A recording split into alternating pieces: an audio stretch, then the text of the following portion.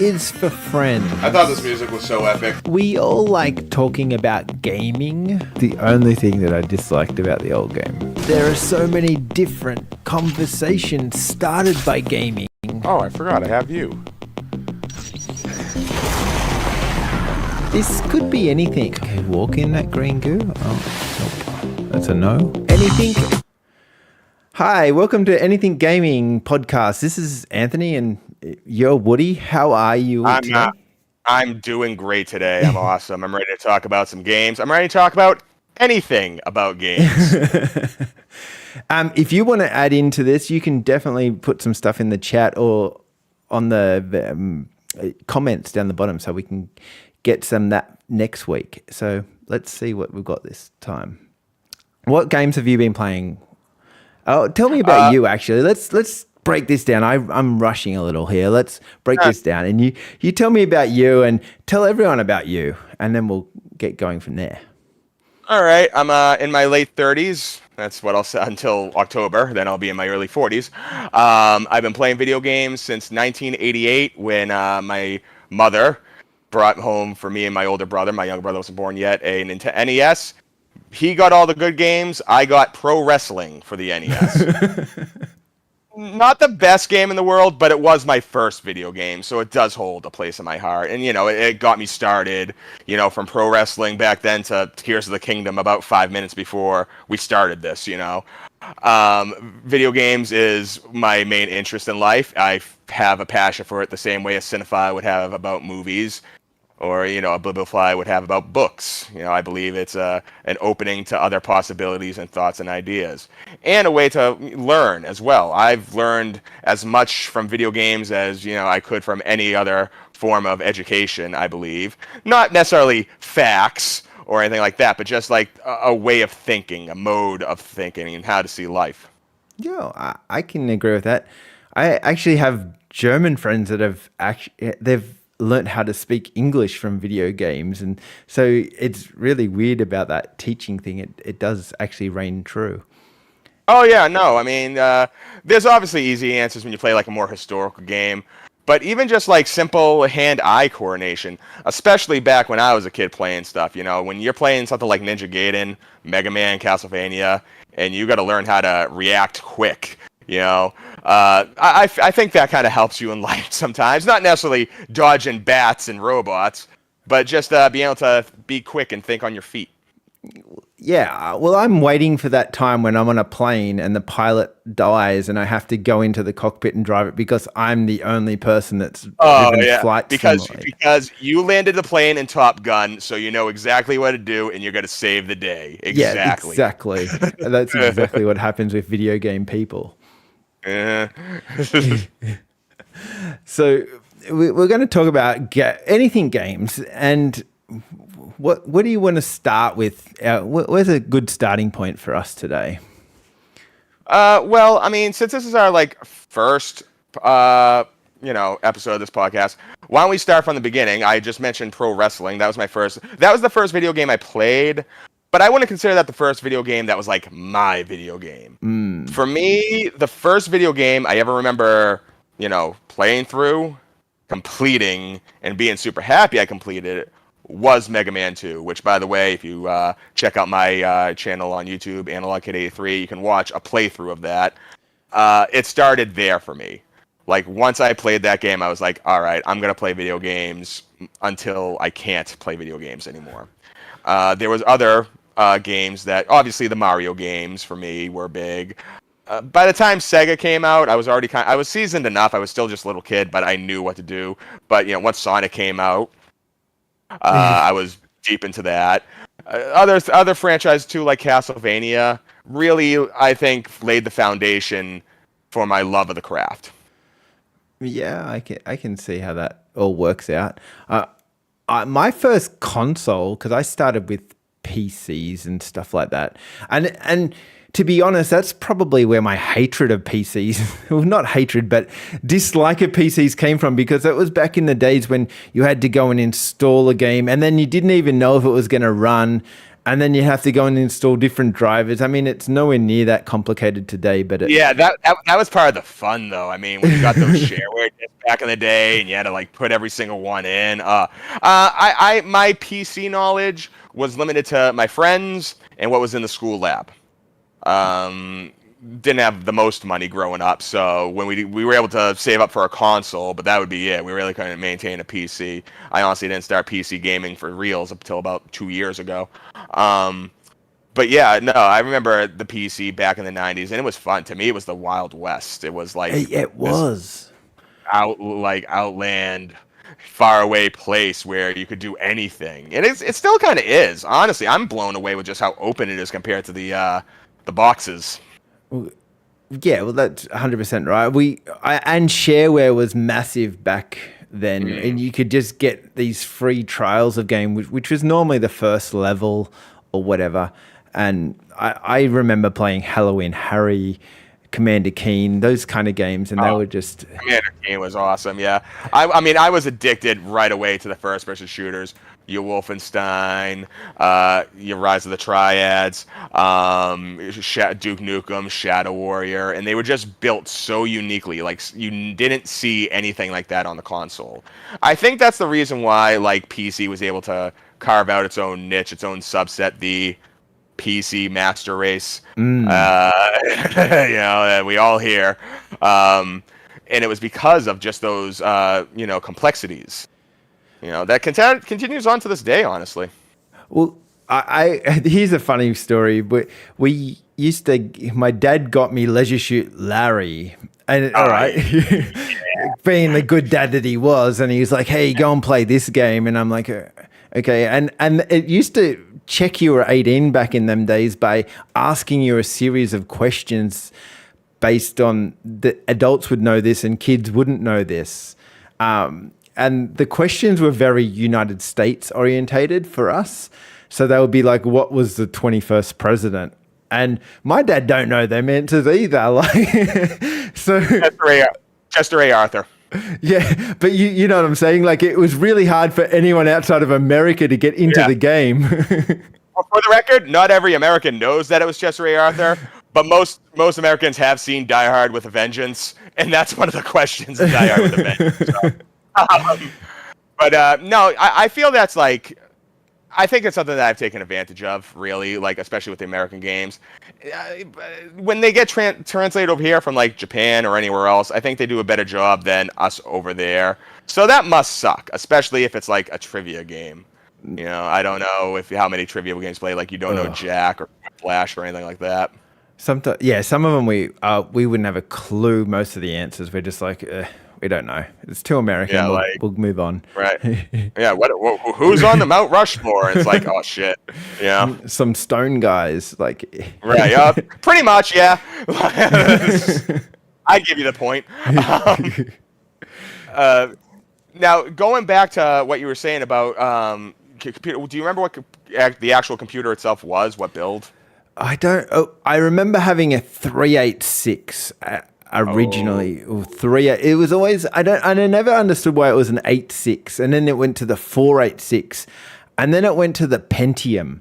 And your friend would have the Pentium, and like the way that computers progressed back then, it was so fast. Like from a 386 to a 486 computer was like light years ahead.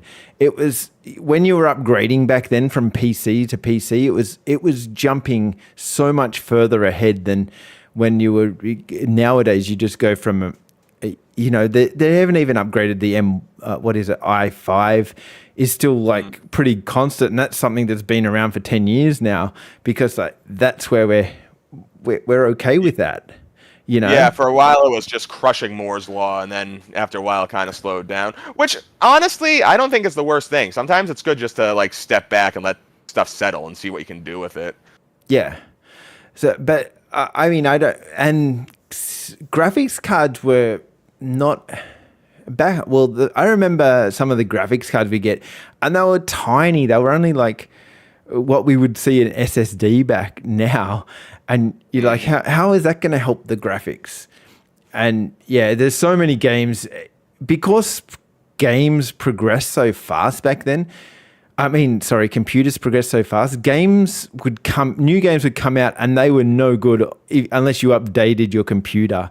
Like there were so many games we couldn't play. We had to go and get the next level of computer just to be able to go on to them games.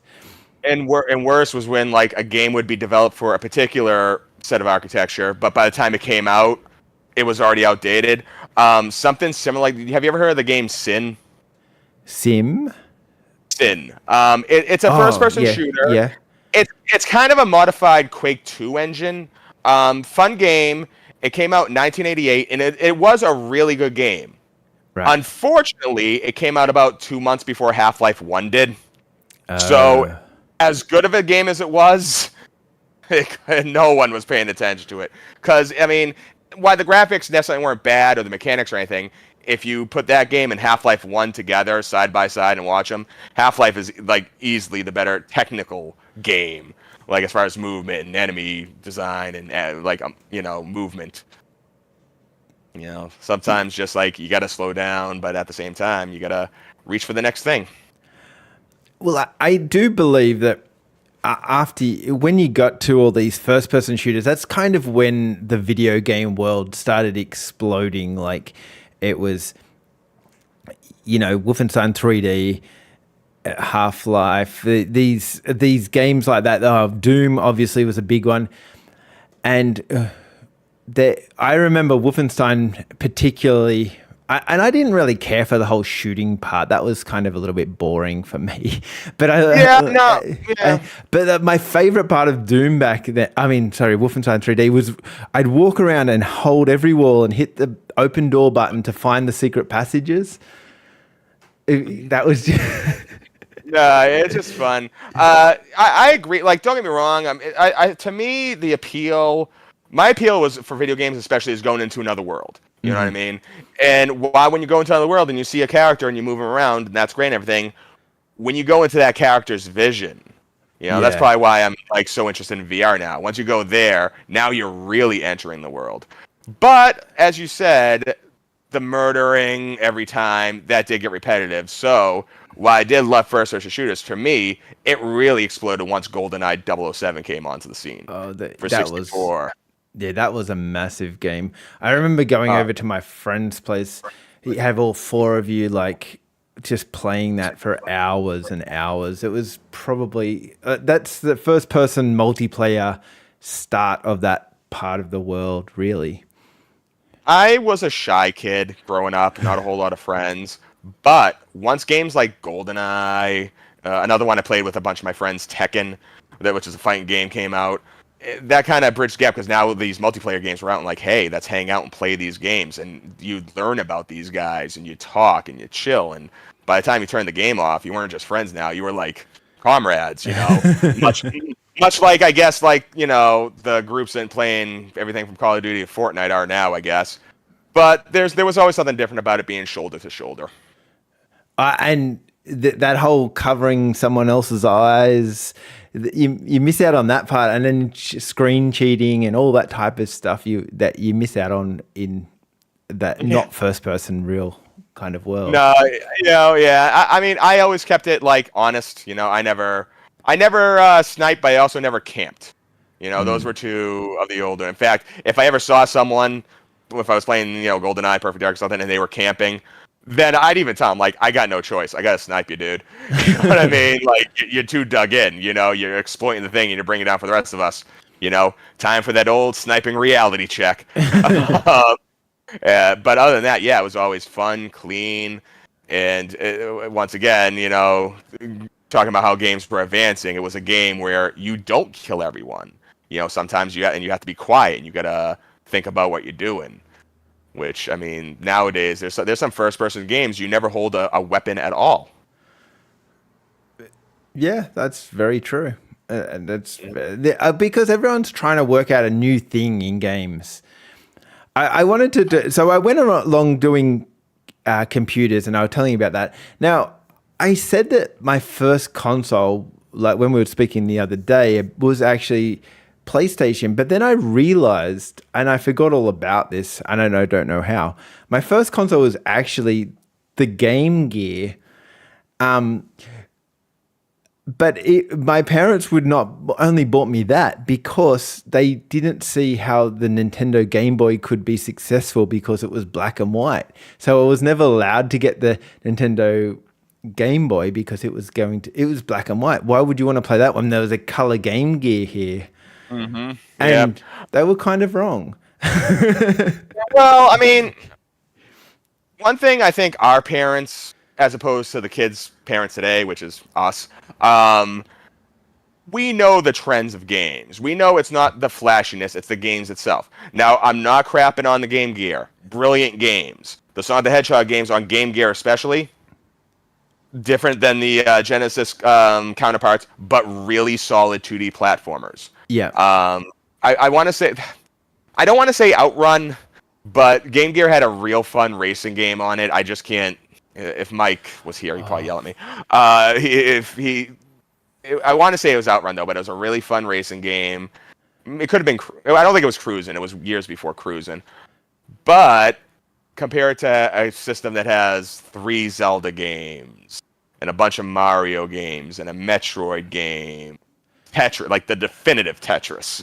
Well, the biggest problem was the price point. It was expensive, and so that's what killed the Dreamcast, the Saturn. All of those got killed because of the price point, and people couldn't afford them. In Saturn's case, actually, Saturn, it wasn't so much that I from what I remember, at least maybe over in Australia it was more expensive, but here in the States, the problem was they released the Saturn early. And when I mean they released the Saturn early, not so much that it wasn't built yet and all that, there was like next to no marketing for it. They just released it out in the wild. I would go ahead and wager that the Sega CD was more heavily marketed than the Sega Saturn here in the States. Yeah, okay, I could see that. Yeah. That was the thing that plugged into the Genesis, wasn't it? Actually, right behind me, you can see it because it's kind of decommissioned right now. Yeah, it plugs into the side of the Genesis. Yeah. And on the top, which you can also see over there, is the 32X. So that's a 3 power supply video game console that you got. It's the only way I can play Scottie Pippen, so that's why I own it. That and Sonic CD, a couple other ones. But yeah, I think those were more heavily marketed than the Saturn over here, and they were failures. Like me and my brother, we got the Sega CD, and Sonic CD was cool and everything, but the graphics really weren't that much better than Genesis was offering at the time. The sound was because it was off a CD, but yeah, just it fizzled up and died, which I guess is a shame since there were other good games off it that I played. Ground Zero Texas, which Corpse Killer, I'll die on that hill. The 32. Well, it's often the games that kill a console, or it's like the Panasonic thing that actually had the, but it had Zelda. 3DO, on it. Yeah, it had Zelda. Oh, no, I think you're talking about the CDI, the Philips CDI. Yeah. Originally, this is common knowledge. I'm not really saying anything new, but everyone knows now that Nintendo and Sony were working on a project together that would end up becoming the PlayStation. But once that deal fell through, they had a licensing deal with Philips. And they had this machine, the CDI, huge beast, like weighs 5 more pounds than the PS5. Oh, really? I didn't know it was that heavy. It's like a 90s VCR, like the really big ones though. Yeah, right. Like it's almost a Laserdisc player, even though it played CDs. And they had 3 Zelda games, which is great recognition, but they were crap. So yeah, it crashed and burned. Like more or less, it didn't even. No one paid attention. It was probably too expensive. So I want to say the price was a little outrageous for what they were asking. Yeah.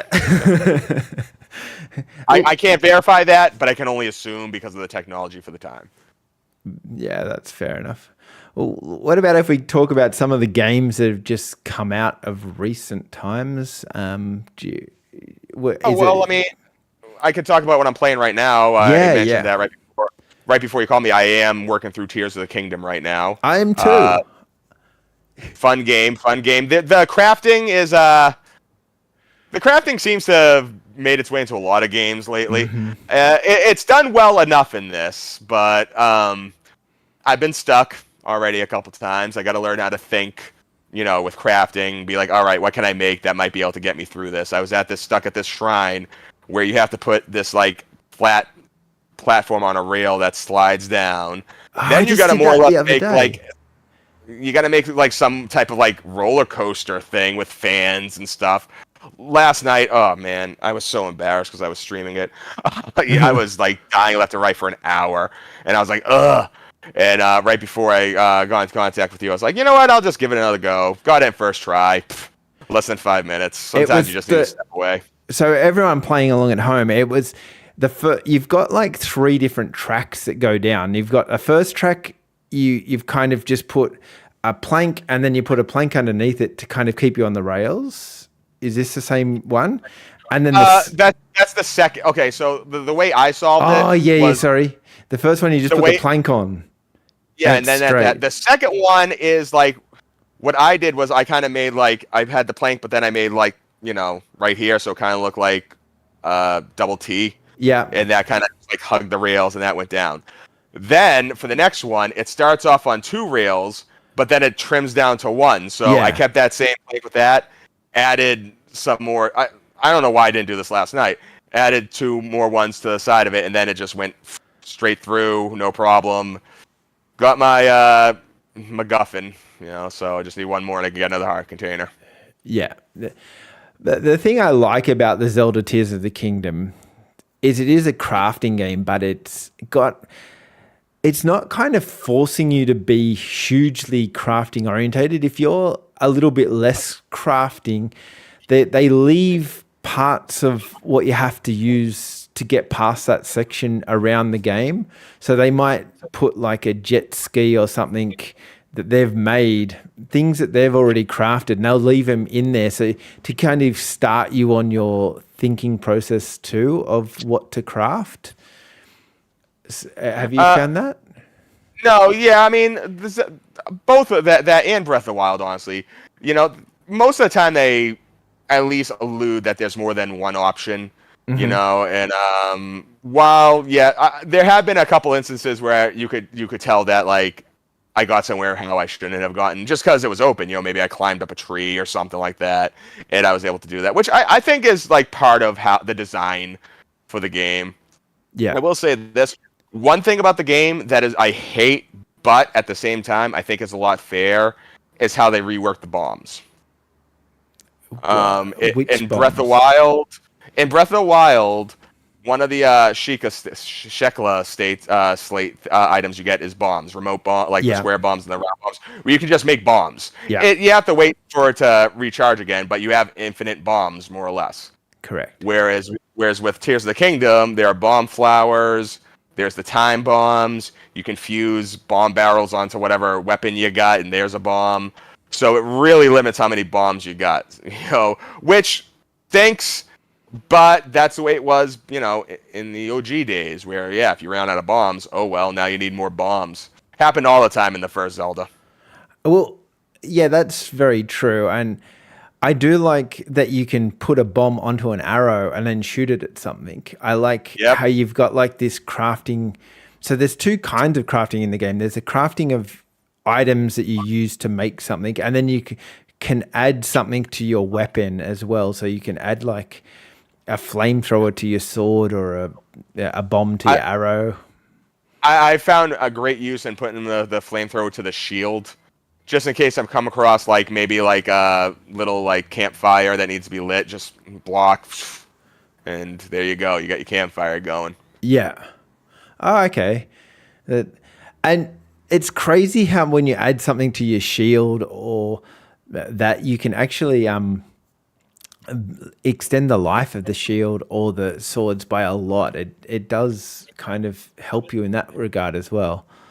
I found that like your sword will last twice as long as what it would the other way.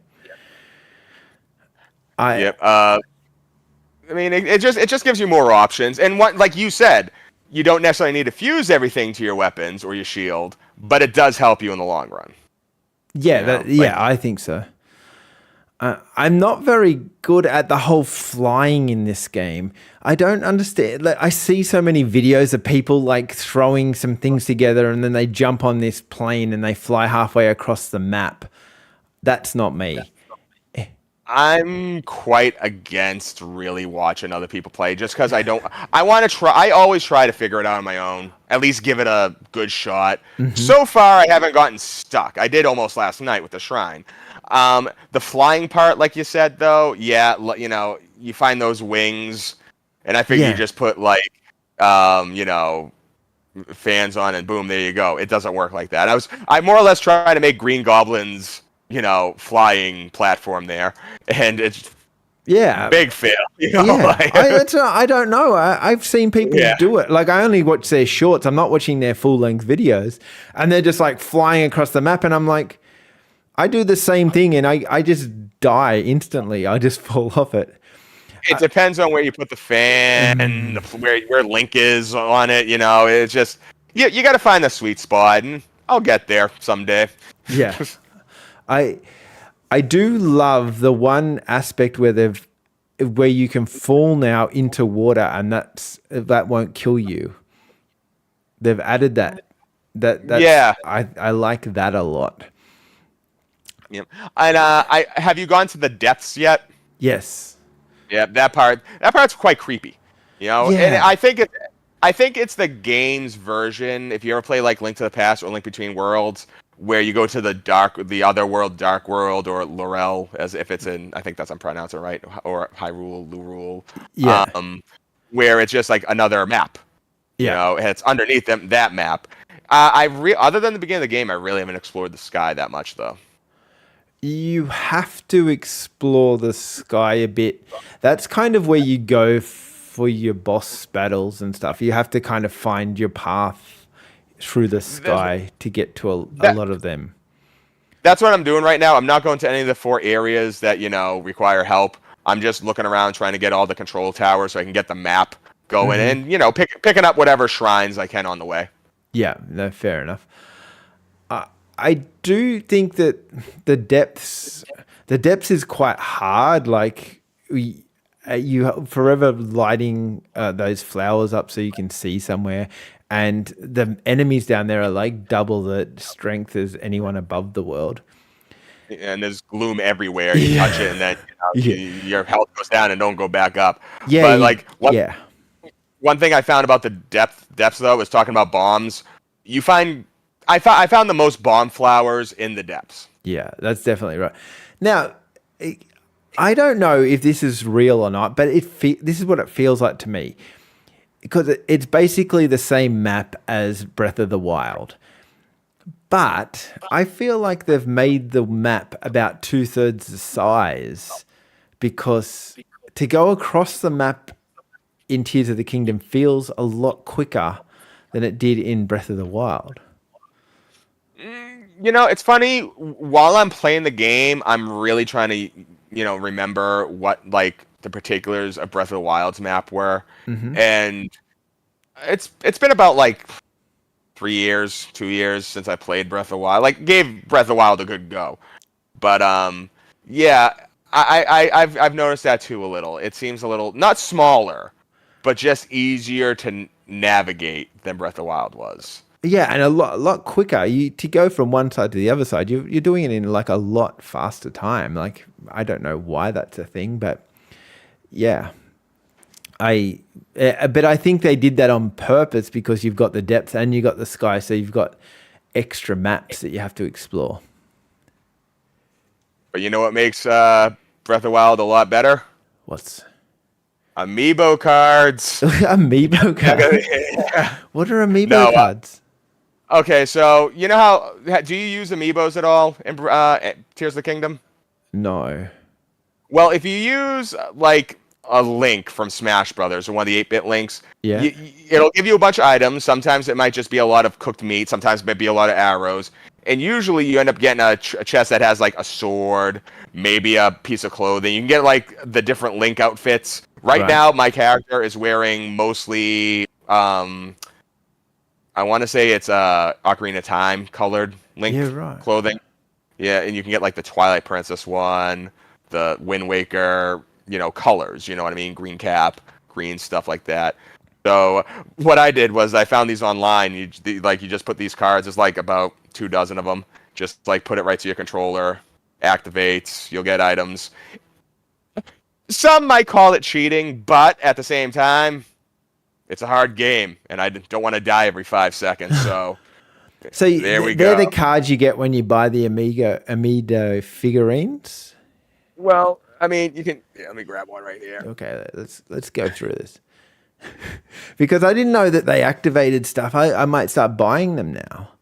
Okay, let's just say if you use this. Yeah. This is the Zelda from Smash Brothers amiibo. Right. You put it on there. I want to say when you use her, it gives you a bunch of barrels that have like arrows in them. And it'll give you a chest. Now, the chest might only have like, I don't know, a Traveler's Sword. Right. Or a Knight's Broadsword or something. Sometimes it might give you a new unique weapon. I got one weapon. It was called Wild Sword, like Wind Sword of the Sky, I believe it was. Right. And like it had like 24 hit damage. You know what I mean? I'm saving it. I don't even want to use it. I'll wait till I actually like get to a boss, then I'll like cut him down with that. If you use just like a Mario amiibo, you won't get it. I think if you seriously use this one, all you get is a bunch of mushrooms, and that's it. Okay. Yep. So like the Zelda ones will give you the real stuff, whereas like any other amiibo will just give you like weird items, and that's it. Yeah, that's fair enough. You did see arrows. I did find that Tears of the Kingdom actually gives you a lot of arrows now, which I like. I found that I was running at 100 arrows quite easily in Tears of the Kingdom, where Breath of the Wild, I always found like I was running out of arrows from time to time through that game. Which is why, especially in that game, these amiibos help, because you can just load. You'll have like almost 100 arrows. Bam, no problem. Right.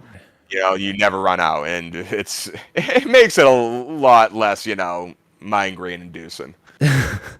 No, fair enough.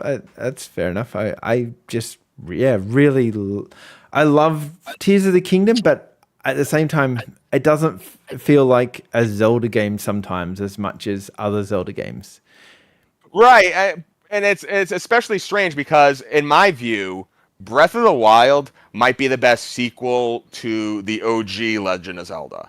Right. I feel that like every modern Zelda, and by modern I mean Ocarina of Time on, you explore this, you find a dungeon, you get the item, and now that you go to that area, you get another item. I feel all that stuff was laid down with Link to the Past. Link to the Past was a big departure from Zelda 1. I'm not going to mention Zelda 2 just yet. because Zelda 1 was a lot more freeform. You could pretty much go anywhere in Zelda 1 right off the bat. More or less. There were a couple areas, like you didn't have the raft, so you couldn't go to the 4th dungeon, things like that. But the map was way more open than, say, Ocarina of Time's map when you start up Ocarina. And when you play Breath of the Wild, it's the same thing. Map's open. Go somewhere.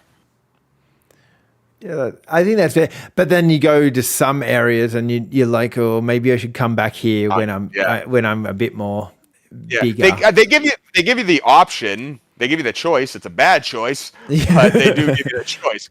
Yeah. That happens a lot in a lot. I remember that with Fallout 4. I was playing through Fallout 4 recently, and there was a lot of stuff I wanted to get that was over in the Glowing Sea.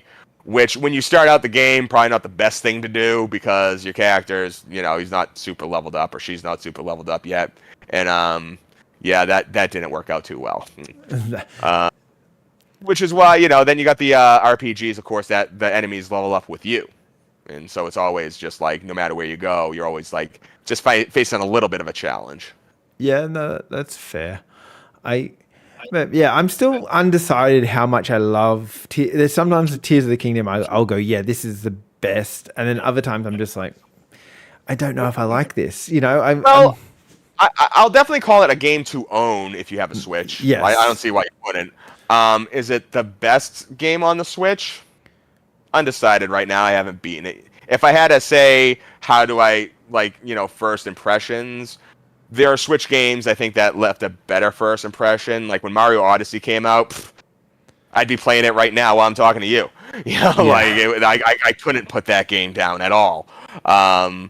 With Tears of the Kingdom, there's a couple other games I'm playing, so I can back away from that for a couple days and just be like, all right, well, I'm doing Tears of the Kingdom. I'll let that sit for a bit. I'll go back to Resident Evil Village VR, play that for a bit, chill out, forget about that for a bit. I think I'm the same. I play it for a couple of hours and I'm like, I'm done for this, and I'll come back in a little bit. I don't know if they've designed it like that or if that's intentional or that's just a byproduct of the crafting part of it. But yeah, a little all columns really, and that's a good thing. I don't, especially in my age right now, I almost don't want a game that I'll obsess over and that I'll just play that game. I would hate to do that. I do not see the point, and I know a lot of there's a lot of successful MLGers out there that do it. I couldn't see just playing one game. No, that's reading one book. That's watching one TV show. That's watching one movie. I just couldn't do it. Well, the other game that I started at the moment was Pikmin 4. That's my. I want to hear about that. Yeah. I haven't done very much. I've literally played it for like 5 minutes. I've just really haven't got into it at this stage. It's kind of on my list of things, but I was really kind of surprised at how they didn't change or upgrade the graphics to it. It just feels like all the other Pikmins, and I don't know if that's a good thing or a bad thing. Like, there's good and bad about that, but it's definitely not like as shiny as some of the other newer kind of upgraded games that you find on the market at the moment. Well, I mean, there's a couple things to take in consideration. First off, it's the Switch. At the end of the day, it is a 6-year-old handheld console, so I mean, it's just not going to be as flashy. Yeah, we're all hoping for Switch 2. Another thing too is, for me, while graphic snazziness is great, like if I'm playing Forbidden West, right now I think that's like the best looking game I own. Performance to me is always paramount. You ever been playing a game? This happens a lot with the Resident Evil games. It'll tell you, what would you rather have, frame rate or pretty graphics? Yeah. I'll go frame rate all the time. I don't want it to stutter. I want it to slow down. I don't care if it looks like I don't care if it looks like Resident Evil 4 for GameCube. As long as it keeps going the same fidelity. Fair. I care. But they have added some new components to it where there's a night area and, well, it gets dark, and then you've got these Pikmins that are glow, like they're night Pikmins, and then all the terror comes out, and like some helpful things through the day become terrible at night, kind of thing. So that's an interesting kind of new mechanic they've added to the game. One question I have about the game that looks like a cool feature: have you gotten the dog yet? I haven't done. I just literally my boy's playing most of it, and I'm just kind of, hey, I've got to get to this. This is looking pretty cool. So I can't really comment on the dog at this stage. I always do that with my niece. Anytime there's a game like Kirby, she loves Kirby. So with the new Kirby game, I'll be like, so what's this Kirby about?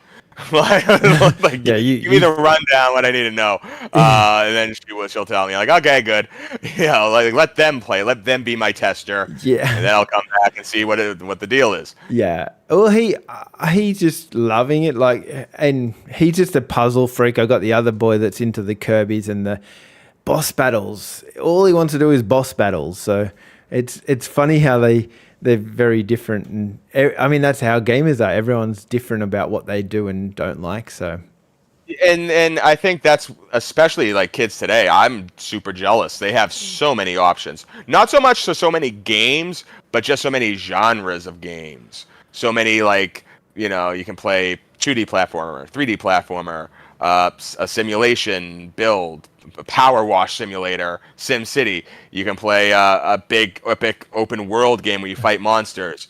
You can play a roguelike where you're collecting loot. Just so many options now that they got. It's incredible. Yeah, but they don't like them options. They just want to play Minecraft and Roblox. Yeah, no. I know this. I know this probably sounds sacrilege from someone over the age of like 12, but I don't hate on Roblox as hard as other people do. Like I get the hate, but I gotta say I have to give credit.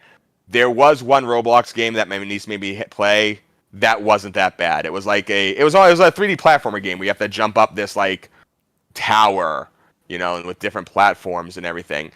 It wasn't the best controlling game. It wasn't, you know, the best looking game, but it was playable and it got my attention for a couple seconds. So I'll give it that. Not even a minute, but yeah, right. Oh, I wasn't getting it to the top of the tower. Right? I'll just play Mario Galaxy if I want to play a game like this, but better, you know. So, but it wasn't too bad. It wasn't too bad. Yeah, no, that's fair enough. I just don't like Roblox at all. I find it she was playing this one weird murder mystery game or something. I was watching it like, what is this? Like, does your father know you're playing this? You know, like it's not especially violent or anything. It's just terrible. Yeah. But I've also been playing a game called Cult of the Lamb, and that game I've spoken about that before a lot. I absolutely love that game.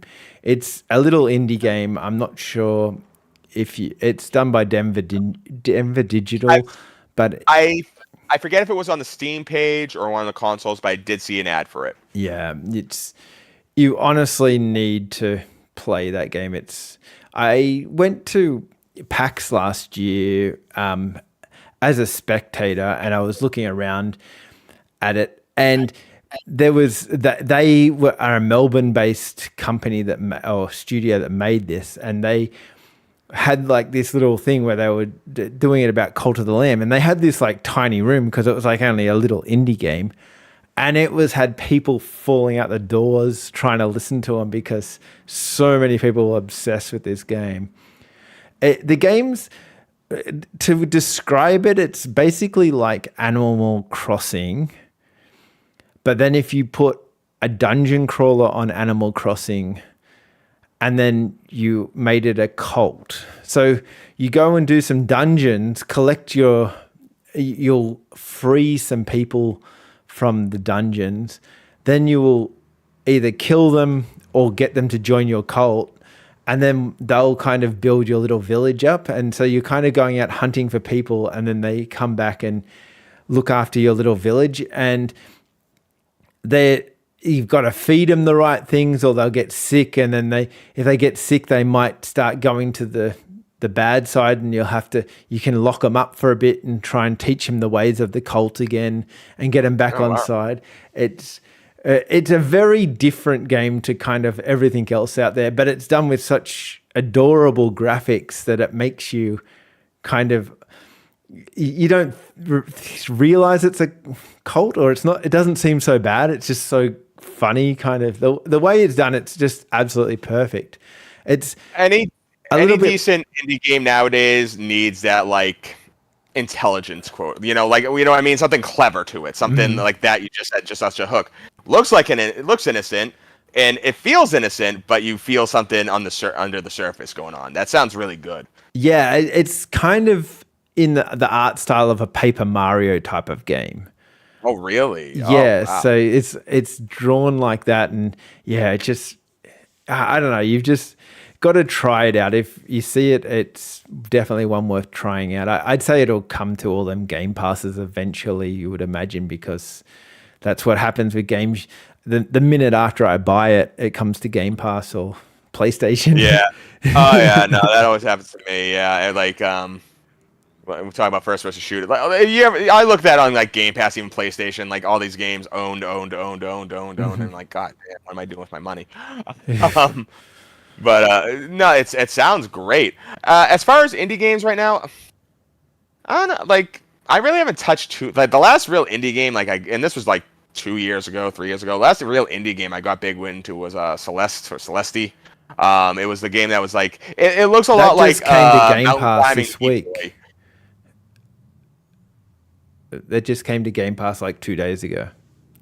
I got it for Switch. I didn't know it was on Game Pass. Yeah. Maybe I'll get it and snag some achievements. But it's very fun. I love platforming games. Yeah. And indie games are a good place to get platforming games. Because you can tell a lot of these indie game developers, they play what they know, and what did they grow up with? They grew up the Marios, the Sonics, the Bonks, the Castlevania, the jumping from platform to platform, trying not to fall into the spikes and dying. And this game was just so tight. The music was incredible. And it also had a very poignant story about growth in the center of it all. Yeah. I haven't played through that one at all. It's one that the thing with indie games too can be that, like, a lot of indie game developers are ex-gamers that have just grown up a little bit and like, I can't be seen to playing games, so I'll go and make some games. And that's a kind of excuse for making games. And they make these games like that, or Hello Night, that are really quite difficult. The difficult scale on them can be quite hard sometimes. And they're, like you say, the tight normally means very little error for not making it across the gap. You know what I mean? Well, yeah, because like you said, they play games like Ninja Gaiden back in the day, which I've never played Hollow Knight, so I can't mention on the difficulty of it. But I can tell you this: I don't know if it's any harder than Ninja Gaiden for the NES, but if it is, goddamn, because that game like grabs you and it squeezes every amount of patience you got. The game will blatantly be unfair and murder you, if you don't notice it right away. Yeah, so they're very fast moving kind of. That's just sometimes a problem with indie games. They just make it that little bit harder because that's what they're used to playing. They're guys similar age to us that have just gone and made these games that just are hard, but can be super fun. Like, you love where the graphics are with them and stuff. No, yeah, absolutely. I'm not crapping on Ninja Gaiden either. Phenomenal game, and I've heard great things about Hollow Knight. There are, people like their Dark Souls, their Bloodborns, the games that are kind of built to beat the crap out of you. Honestly, Tears of the Kingdom's like that. I've died already a couple times in that. But if the game plays well enough, and is engaging enough, it doesn't matter how many times you'll die, it'll draw you right back in, and you'll pop another quarter in. Yeah. I went to an arcade for the first time the other week. Have you been to an arcade for a while? Arcade, I haven't. When I was a kid, like, I don't know about Australia, but back in the 90s and the early 90s, arcades were king. Yeah. Arcades were awesome.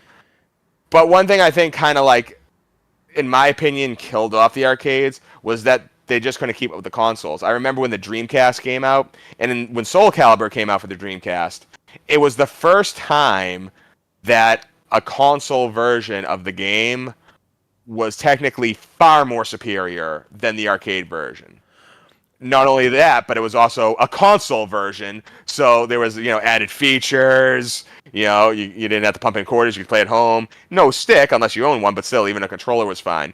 And once, like, that kind of overtake happened, I think arcades started to, like, gradually wane down. And this was before the rise of mobile games. I feel like if arcades were still around when mobile games really became solid, that would have been the final nail. Well, like I said, I went to an actual arcade. It was quite a large arcade. Yeah, how was it? Yeah, no, it was really fun. But what you just described was what I was just about to talk about. Like, so they had in there Minecraft Dungeons. Now, I really am a big fan of this. I don't like Minecraft at all, but I love Minecraft Dungeons. It's such a different game. It's only basically got the Minecraft characters, and that's all of the Minecrafting that you have in it. The rest is a completely different game. If you didn't like Minecraft, you might like it. Anyway, they had the Minecraft Dungeons arcade machine there. And it was exactly like you just described. It was absolutely shit. It was just this...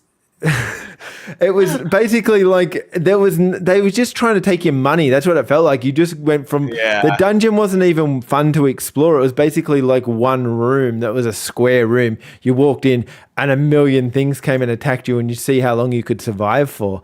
Where there were, like, if you play the actual Minecraft Dungeons, it's fun to explore. Like you go around trying to find all these different little hidey holes and stuff like that. There was none of that in this game. The only cool thing was that it would pop out cards for you, and then these little, like similar to the cards you had there, and you could scan them on the machine, and then that would give you upgrades to your weapons and stuff like that. So if you played for a bit, you'd have like a whole heap of weapons that you could just chuck on to your character and have an advantage to start the game. I got one cool arcade story. Back in '93, the two arcade games were Street Fighter 2 and Mortal Kombat. If you went to any arcade parlor anywhere, in the States, whatever, and Daytona. Daytona. Yeah, like you weren't gonna get in there. You were not gonna be able to play it because the big kids, the teenagers, were playing it, and my 10-year-old butt wasn't gonna play anything. You know, I was scared. And of course, this is pre-internet, so any video game news of anything coming out you never heard. Me and my brother were visiting relatives in Woburn, Massachusetts, and there was this bowling alley there, and we decided to go there, and we knew there was an arcade there, so I'm like, all right, yeah, we'll go there. Maybe I'll be able to get to play Mortal Kombat. If not, just dump money into the T2 game again and just have fun with the gun. We get there, and there is a sea of heads, like bodies, like just all around. You couldn't actually step into the arcade section. They were piling out of it. They were spilling out. Bunch of people were there, and I was thinking to myself, oh man, we're not going to be able to get to the Mortal Kombat arcade cabinet. And stinks too, because when you're a kid playing the game was cool. You ripped off people's heads at 10 years old. There was so many games to do that. And so we look up, and I saw it.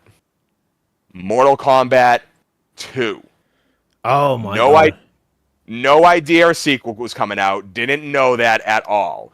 It was bedlam. People were cheering.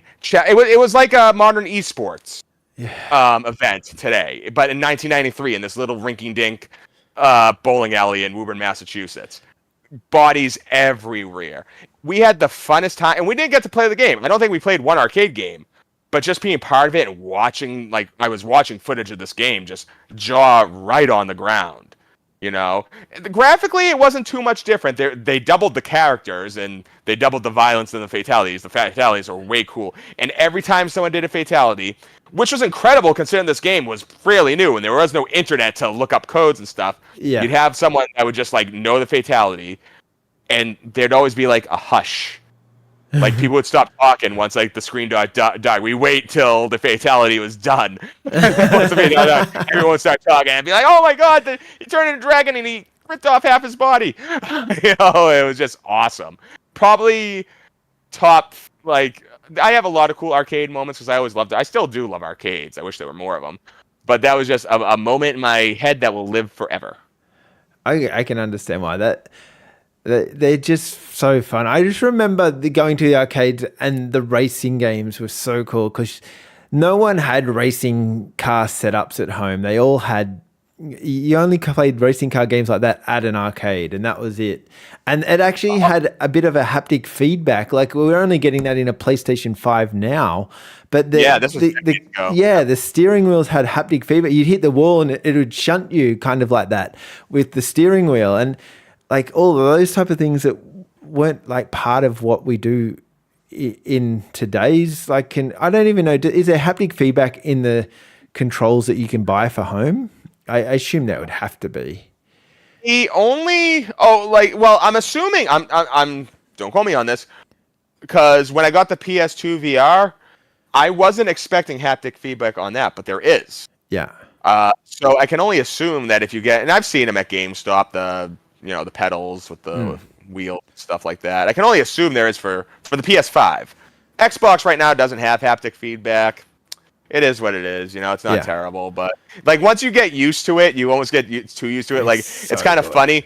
I played through Resident Evil 4 Remake on the PS5, got through it, got my trophies that I wanted to get to it. But before I did New Game Plus on that, I borrowed my bro's copy that he got for a Series X.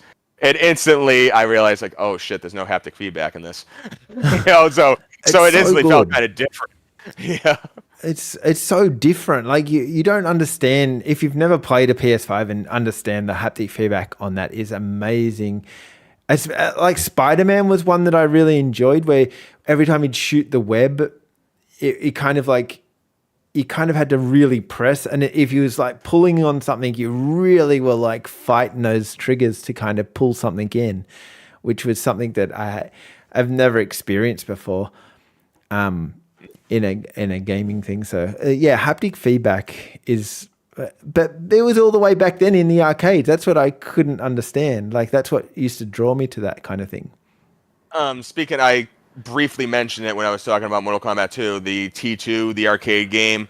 You know, it was Terminator 2, so Yeah. it was a lifelike game. So it had this huge. Back then, it felt huge because I was just a little kid. But this huge gun, and when you shot it, it like fed back to you. You know, you really had to hold on to it, or else you'd just be like that. And I just shooting things.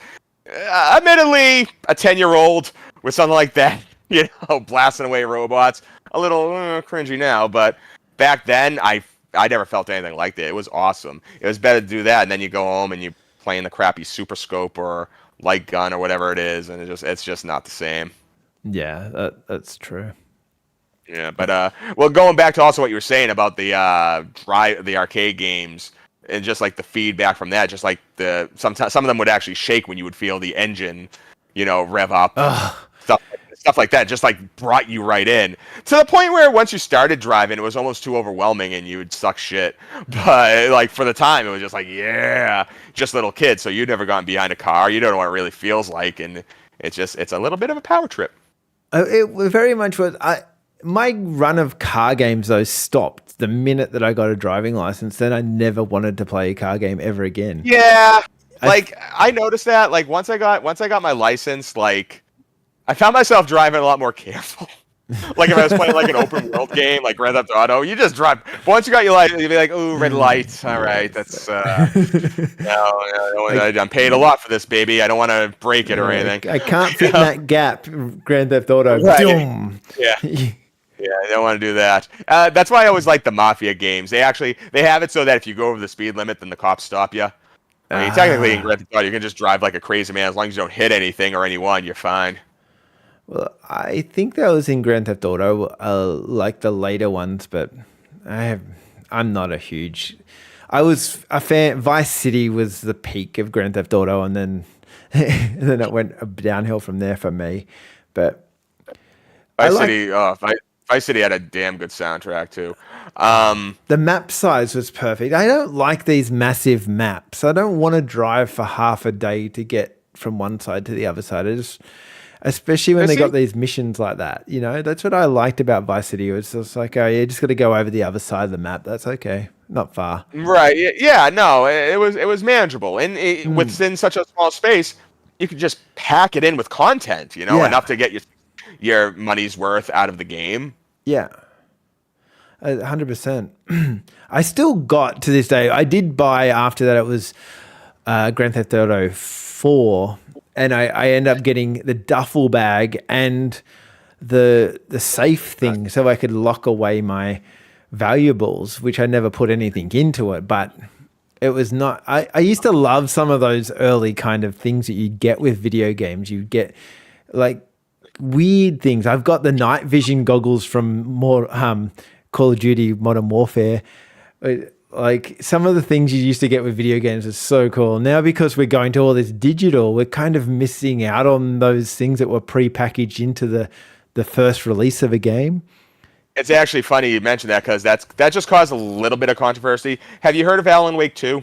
You heard that that's just going to be digital only. They're not releasing actual disc. Yeah. They're not releasing the game.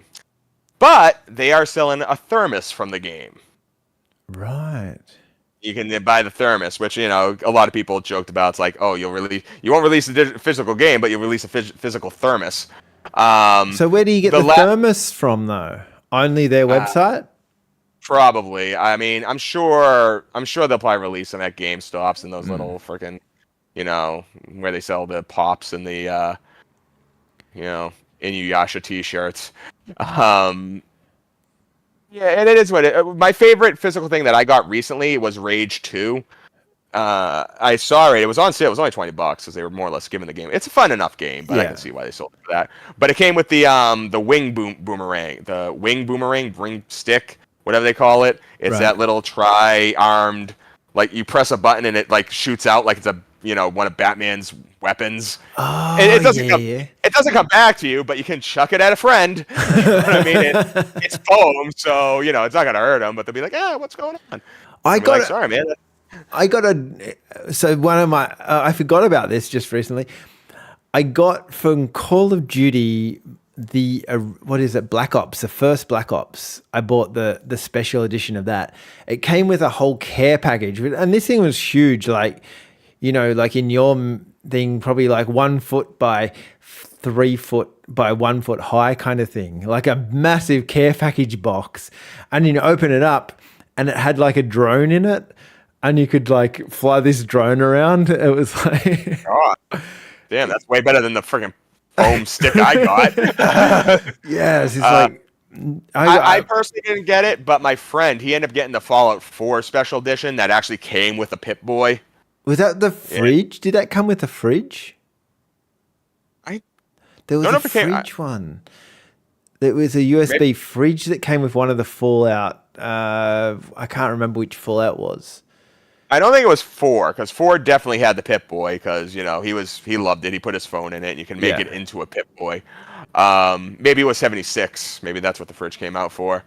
Yeah. I always like the spec. I don't get them all, No. but it's always cool when you get like a little something something. Even with Tears of the Kingdom, I got like this weird like armband thing. It's cool. It's something to throw in the pile. Yeah, you've got like these piles full of stuff. Here's a cool one. The Witcher 3 necklace thing that kind of pops around your thing. It's massive, this thing. Oh wow, that looks cool. Yeah. That looks really cool. God damn. So that was one of my favorite ones. It came with like this figurine, but this necklace thing was like super cool. I really like that. I know with my Mario Maker, it's not really like an awesome item, but it did come with this little like art book, which I thought was cool. Actually, just the fact that it came with a book is awesome. Manuals need to come back. Oh, manuals have gone. Yeah. You have to Google the manual all the time now. Manuals are just not a thing. I remember you'd get like a game, and then you would go and put the like game on the way home. You'd be reading through that book, trying to work out all the things you were going to do in the game before you got to the end of before you got home. So you were ready to go with the game. You knew all the buttons, you knew all the things. But yeah. And back when you'd have to go and buy your little like books to tell, like for Tomb Raider and that, or Zelda, they had like these books that you could walk through books if you wanted to get all the things 100%. One thing I got, okay, so I picked this up. Yeah. Like back in the day, Duke Nukem Time to Kill. Cool stuff. It already had inserts. And what it actually had in it was this. What is that? And you know what this is? It's a prepaid tip call card. You call that number, and it'll give you tips on where the secrets are in the game. It's prepaid, so technically, you use that, and it'll tell you, yeah, the RPG is over in that wall. Just blow it up. We did. That was. So that we was didn't the have the 90s calls. We didn't have the call centers here. Yeah. That was something that only we heard about. Like these call centers are like people like ringing up these call centers, and apparently I saw a documentary about how the people on the other end of the call centers, basically they got given the game, like day of launch, and they had to like play the game constantly so they could get ready for the calls that were coming in.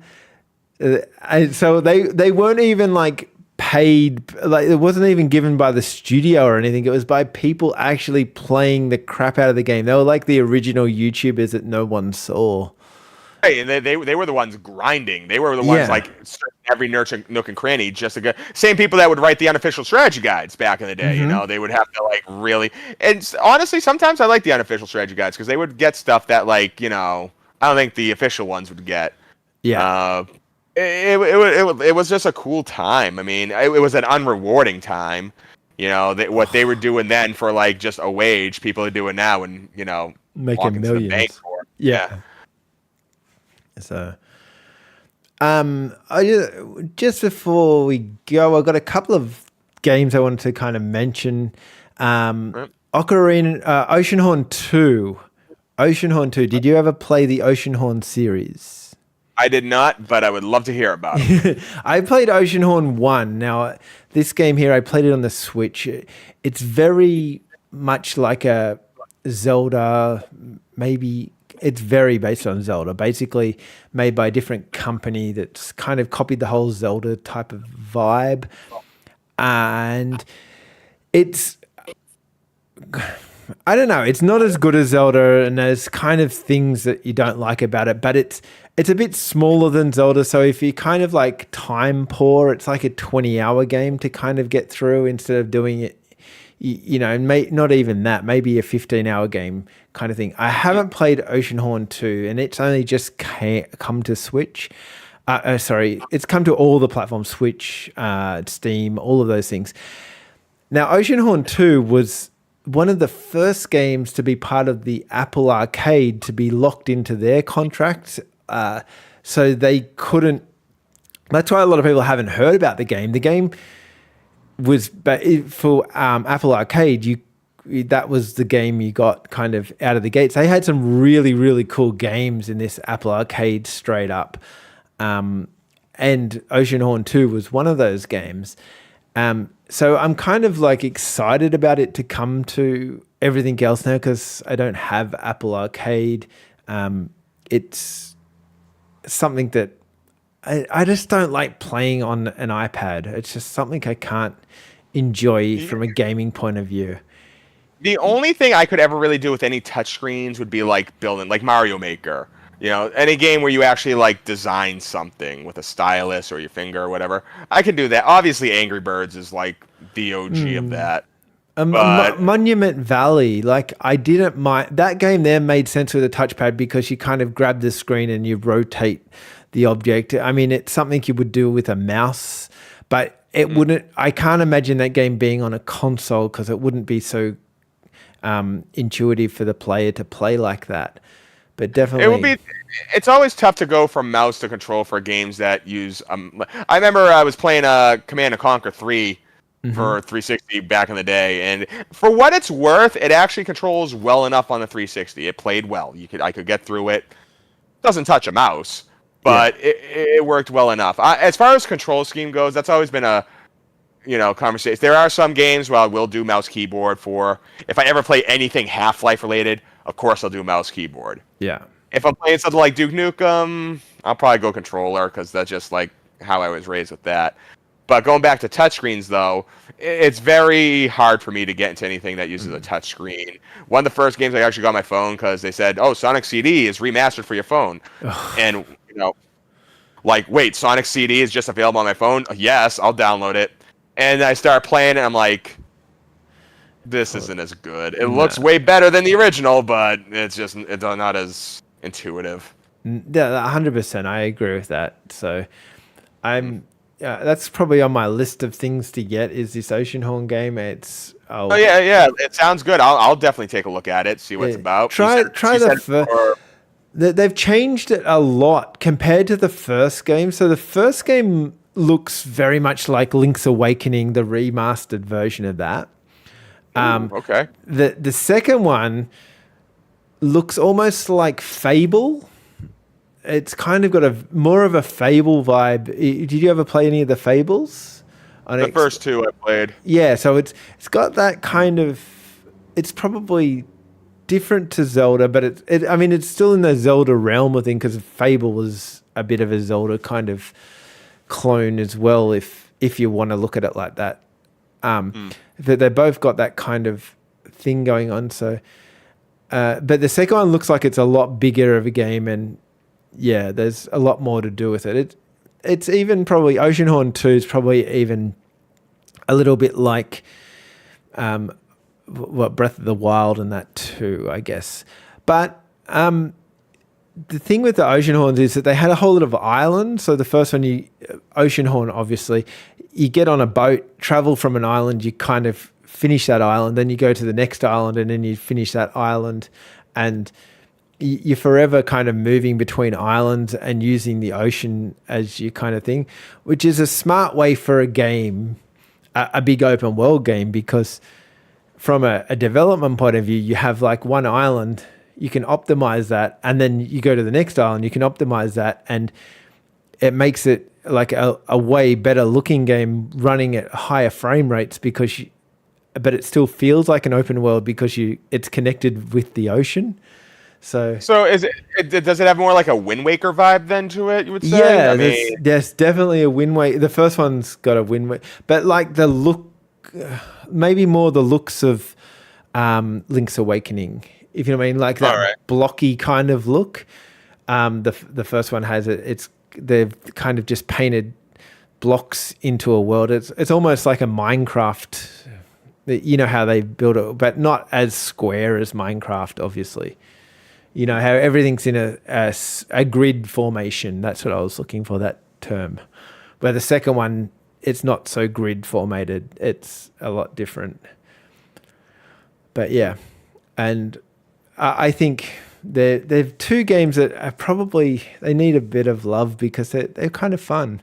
And well, like I'm glad you're giving the shout out right here. I'm definitely going to take a look at them.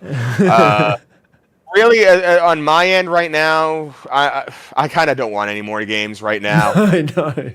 I got a lot on my backlog. I got Nintendo 64 games I got to get back on. But if there's any games that are coming, really like the two games, and they're like as AAA as you can get, is Mario Wonder and Starfield. Those are like the two games on my horizon that I'm like, I will be getting those games. There's other games coming out in the peripheral, but I'll wait till they come out, drop, hear more about them. Maybe you'll suggest some of them to me. I'm definitely going to check out that one and its sequel. And you said that for all the consoles, PC. Yeah, all of the things, but yeah. Nice. Maybe I haven't thrown anything on the Beast here in a while. Maybe I'll put something on my PC. I've been streaming off it constantly, but the only thing I really play off here is my Duke Nukem levels that I upload on YouTube. Remember, everybody, Analog Kid 83. And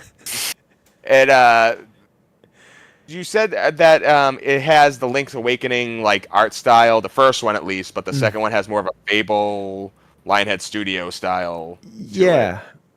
All right. No, I mean the bridge is there. I can see that. But yeah, they're very different looking games, and the character looks like it's grown up almost from game 1 to game 2. They've changed the character look. So that's very much interesting like that. Canvas of Kings was another game I wanted to talk about because I've seen this game being produced for a long time now on Twitter. It's a weird well, it's not that weird, but it's like, it almost looks like architectural type drawings to me, but it's got so much control over what you can do. It's more of a tower defense type of game, I think. I'm not even. I took a quick look at it. It did look very, and you're right about the tower defense there. It looks fun. It looks like it's like randomly generated too, so it's always a new experience as well. Definitely worth something checking out. Yeah.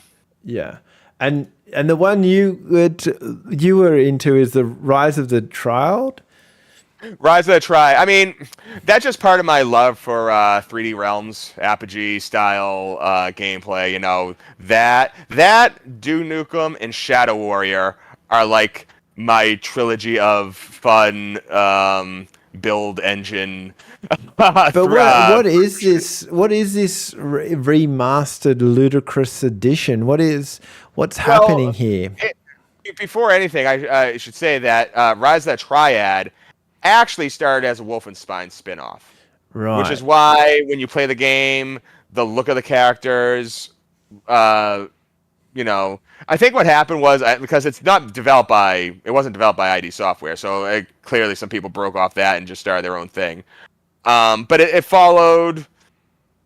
If you look at it, even the enemies' uniforms are somewhat, World War II-y, let's say. Mm-hmm.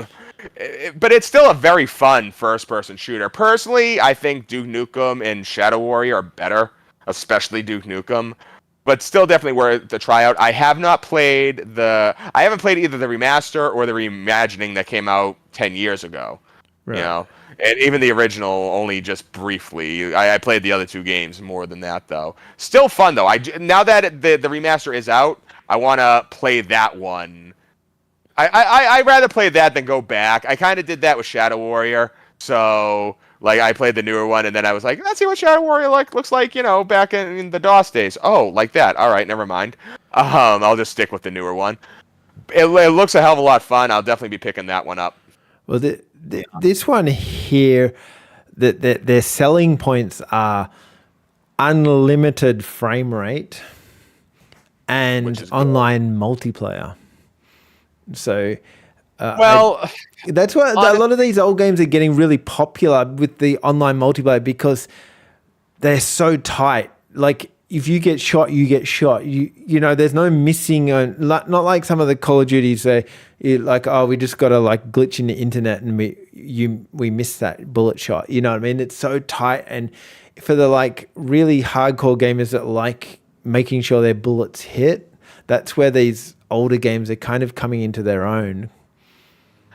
Well, I always appreciate when a game can carve out its own little niche of like an internet, like an online community, just everyone playing that. Reminds me of back in the day when it wasn't the hugest online game, but the Saints Row games, especially Saints Row 2. By even those standards back in 2006, not the best deathmatch game you could play, but it was dedicated. There were plenty of people that would always play it, and I was one of them.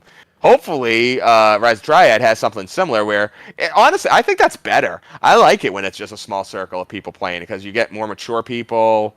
People aren't talking about people's mothers. No one's freaking swatting anybody. They probably know your mum, and they'll just go and talk. You'll get in trouble. You get in trouble if you talk about mum.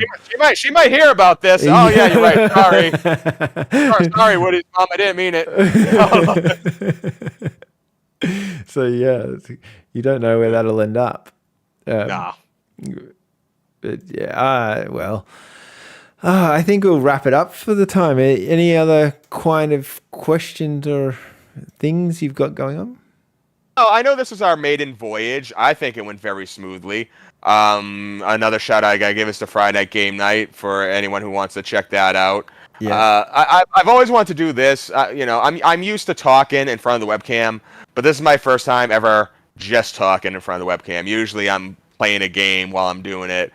So it's good that we were able to clear up some topics. I did like going down that arcade. We might have to revisit that. That was fun. That was fun. I definitely check my game to check out was Rise of the Triad. Your game was Oceanhorn. Oceanhorn 1 and 2. Yeah. Definitely got to take a look at those. They seem to be for all the systems. I'm gonna check it out on the PC just as I want to add some stuff to this. Yeah. And that's more or less all I got right now. All right, let's go then. We'll talk next time. Goodbye. Next time, same anything time, same anything channel.